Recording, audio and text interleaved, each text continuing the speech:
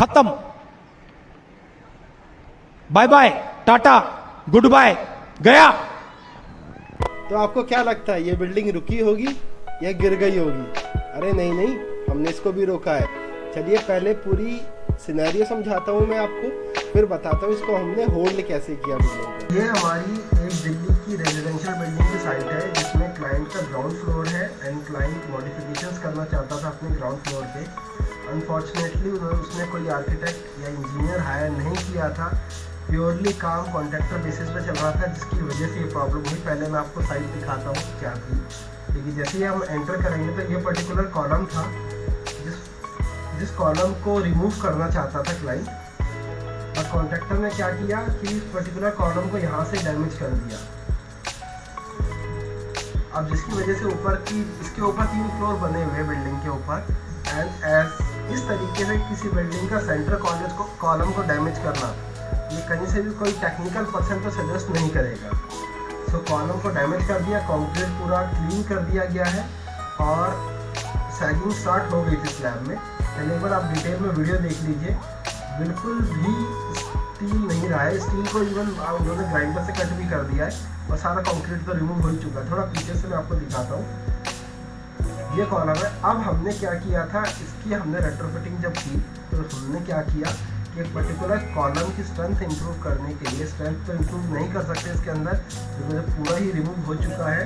Even client भी चाहता है कि ये कॉलम रिमूव हो जाए, तो हमने इसकी जगह 2 एडिशनल स्टील की कॉलम लिए, 1 लेफ्ट में एक राइट में, एंड देन एक बीम से सपोर्ट कर लिया स्लैब को। एक स्टील कॉलम हमने लेफ्ट में एक राइट में, एंड दोनों को ऊपर से हमने कनेक्ट कर दिया है स्टील की बीम से। प्रॉपर इसकी फाउंडेशन बनाई गई है। फाउंडेशन बना के एंकर बोल्टिंग की गई है, जहाँ से वेल्डिंग करके स्टिफनर्स लगा के प्लेट को ऊपर उठाया गया है। ये हमारी कंडीशन थी साइट की जिसको हमने रिपेयर किया। अब थोड़ा थ्योरेटिकल समझाता हूँ कि लोड एक्चुअली में डिस्ट्रीब्यूट होता कैसे। तो जो हमारा प्रोसेस होता है कि एक कॉलम पे यूजुअली जो लोड ट्रांसफ़र होता है वो bye means of point load होता है। मीन्स इस कॉलम का इस वाली स्पैन का बीम एंड ये वाली स्पैन की बीम,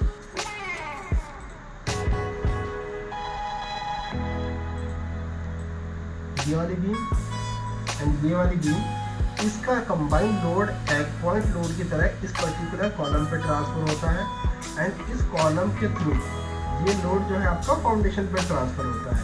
तो ये मेथड रहता है लोड डिस्ट्रीब्यूशन का।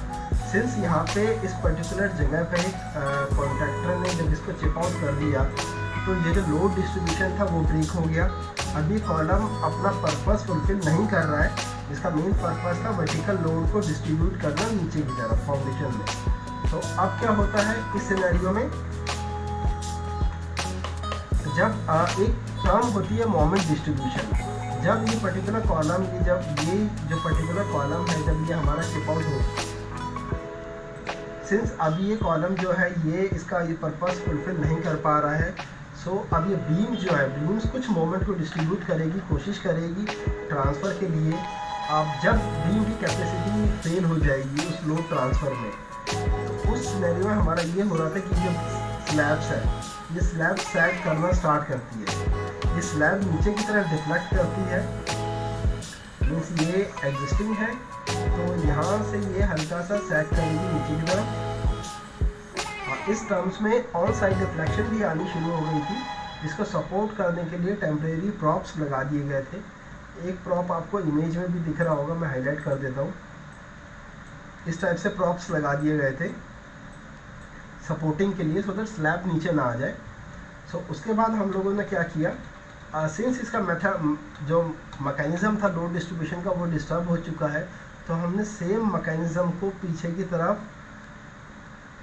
क्रिएट किया, जिसके लिए हमने क्या किया, स्टील कॉलम्स लगाए हैं, एक ये कॉलम एंड एक ये कॉलम, एंड इसको सपोर्ट करने के लिए स्टील की बीम लगा दी है।